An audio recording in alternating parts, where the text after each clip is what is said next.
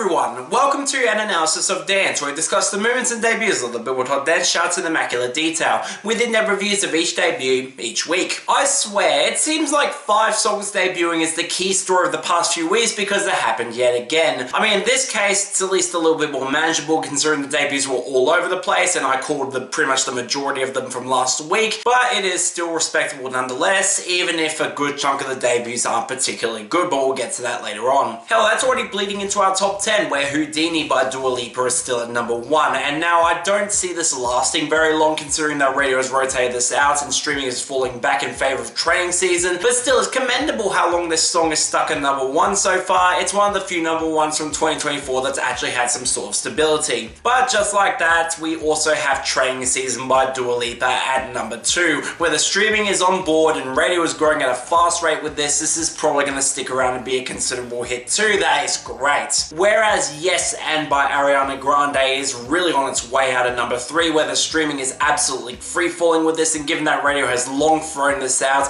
I'm not expecting this to stick around much longer. And I can't believe I'm saying this, but the song that will likely overtake it soon is Back on 74 by Jungle, surging up to number 4, where the streaming is still absolutely huge on this one, and even if radio is slow to get back on board with it, it's still got some momentum there, and I will definitely take this being an actual contender for the Hot 100. It is a goddamn great song, and I'm really surprised that actually managed to surge this week. But it still did overtake a lot this week, all things considered, with Murder on the Dance Floor by Sophie Ellis-Bextor at number 5, which is losing hard on radio but has streaming to support it. Something I Cannot Say for Strangers by Kenya Grace at number 6, where the radio was an absolute non-factor with this and streaming fell back considerably, booted on by an underperforming album. This is going to be on its way out soon, no worries. Thankfully though, it's still above Contigo by Doechii and Tiesto, falling down to number 7, which also is losing hard on streaming and has even worse numbers there, as well as radio not getting on board either. Thank God this isn't becoming a hit. Finally, skipping past Whatever by Kygo and Ava Max to number 8, where the streaming is rebounding on this one for some reason, even if radio is not on board, as well as Von Dutch by Charli XCX surging on stream but just not having anything else to really help it at number 9, although I do expect the 2 singles from next week to actually give it a bit of a boost. We also got a top 10 debut at number 10 that was not remotely surprising but hilarious nonetheless. Addicted by ZERB, the Chainsmokers, and Ink at number 10. Look, this is the Chainsmokers' first top 10 since 2022, and the fact that this outperformed every single song on Summertime Friends is really telling there, but it also is not going to last, as the only thing it's got is streaming, and that's not going to last very long at all given the Chainsmokers' recent run of singles.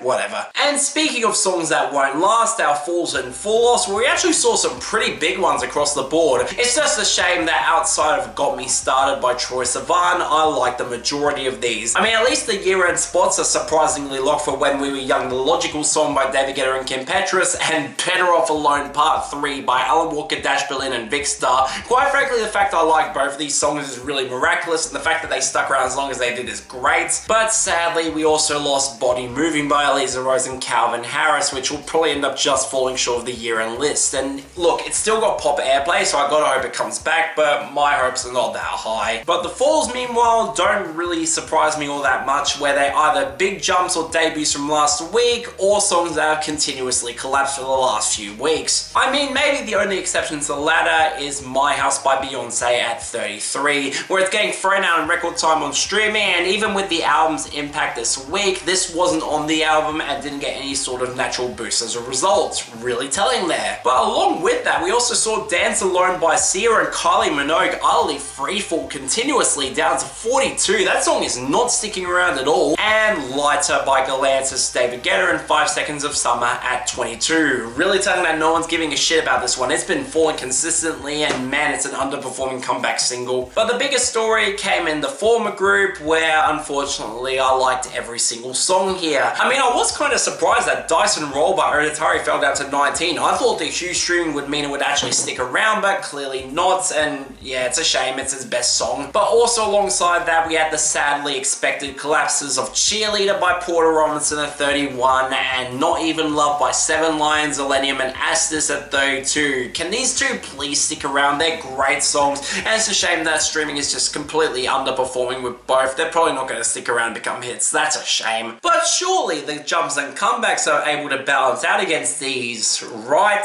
Well, at least the comeback of Jungle by Alok the Chainsaw Chainsmokers and Mae Stevens at 45 is a good song, and I'm not surprised it's getting momentum off the back of the new single. And hell, I definitely cannot complain that Form Around Better Luck Next Time by Comtrues is up to 35. This might actually become a hit now, that's great. But the rest of these, oh my god, these are terrible. I mean, somehow the best of them is Faster and Harder by Barely Human, continuing to surge up to 15. Why are we continuously giving them hits? It's not a good song at all. But along with that, we also saw Lil Freak by BB No Money up to 14 as a novelty song with no real consistent quality or anything good to say about it. And even worse, that atrocious remix by Cyril, the Sound of Silence cover by Disturbed, is up to 26. I mean, seriously, who is listening to this? This is not a good remix at all, and it should not even be gaining this much momentum, let alone charting. Come on now, it's really amateurish. But our debuts at least had some that were at least a little bit promising, even if it does start off particularly rough with number 50, MONTAGEM DIAMANTE ROSA by vtze and MC Ster. Eu sei que alguém aqui sabe ser DJ. E aí, vtze? O brabo na produção. Tá me dizendo que sabe fazer som? Okay, so I was clearly particularly wrong about Brazilian Phonk music's staying power, because 2 weeks after I made that comment, here we have 2 debuts out of the 5 here. Now this one was the lower one by an absolute no-name Brazilian Phonk producer, where 4 of the 5 songs on his most streamed songs list are versions of this song, with 2 of them only over 1 million streams, so I wasn't expecting anything worthwhile with this, and shock horror, this is absolutely terrible. I mean, right off the bat, the melody is completely ripped from Diamonds and Roses by Vapor God, and even if that was by far the best part of that song, here it's just buried behind some of the worst mixing and production I've heard in a long time. The kicks are beyond awful as they clip the top of the mix and absolutely smother any sort of melody out, not helped by the bass sounding really overpowering and completely smothering the original melody. And MC Ster's vocals are so isolated and buried in this mix where you can barely understand what she's saying, although that is a good thing when you hear her vocal delivery, where she's consistently sounding barely on key and really not delivering any sort of personality that you couldn't hear in a much better mixed song than this. I mean, combine that with the fact that this is barely developed and has barely any progression to it, yeah, this is the sort of sound that I thought we were leaving behind when this genre first introduced itself to the charts. This is absolutely shit, skip it. Number 40, Explode by Tiesto and MOGUAI.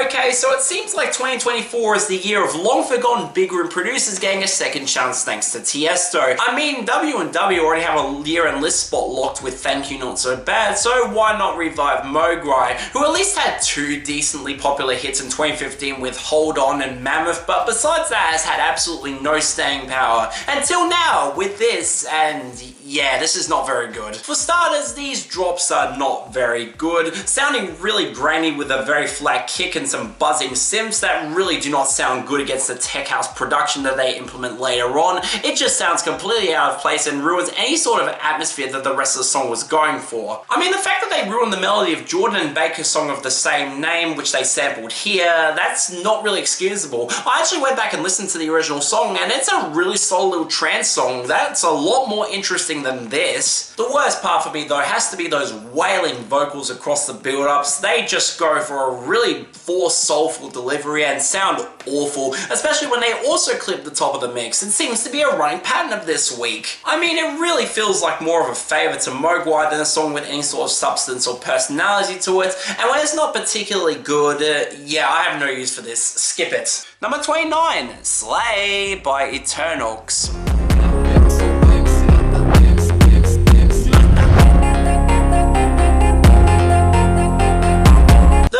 This guy got a second charting song this quickly is almost unprecedented in any form of funk music that I've seen, especially given how relatively new he is in the scene and the fact that Doechii Phonk hasn't even become a proper hit yet. This actually debuted above it, which is really telling that people are actually giving this guy more attention, so it's definitely worth commending. Now, I didn't particularly like Doechii Phonk, so I wasn't really that excited for this, but color me surprised, I actually found this really damn good. In fact, a alongside Brazilian Phonk, this might be one of the best ones in that genre so far. I actually really like this. For one, this seems to be focusing on the elements that I actually liked in Brazilian Phonk, because the synth production here is excellent, creating this huge atmosphere that really does work well for me, especially with the twinkly sound of these synths just sounding gorgeous. I get why people are behind this guy's production style. It seems to be his unique thing. But what surprised me was that the Brazilian Phonk touches, they weren't that bad at all. I mean, the kicks have a lot more control and bounce to them and actually fit into this mix, definitely helped by a more low-key house groove behind everything that, alongside the vocal samples, makes for a much more unique vibe than you get out of Brazilian Phonk, and one that actually doesn't feel overwhelming or ruined by any particular elements, which is really good. I mean, I have no idea how this is going to do, considering that Brazilian Phonk only came out 2 weeks before this and both seem to be actually getting momentum at the same time,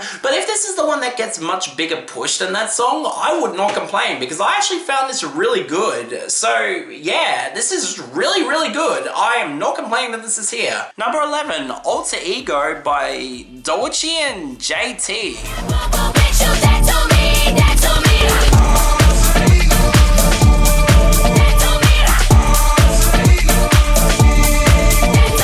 It's so bizarre seeing a Doechii song chart here, especially considering she's known for being more of a spitter and a rap artist rather than going for this sort of house sound. It's the least likely thing I would have expected from her, especially considering she's working with a member of City Girls, which I've never heard them go for this sort of house production before, so I was obviously curious how this would turn out.